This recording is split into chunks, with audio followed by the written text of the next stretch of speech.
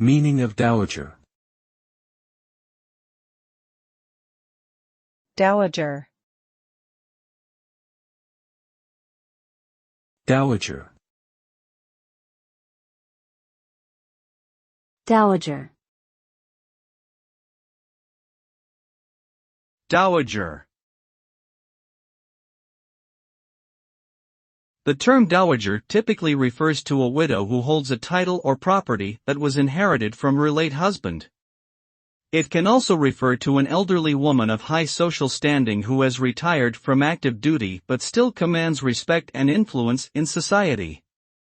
Essentially, it is a term used to describe a woman of status and wealth, often with a royal or aristocratic background.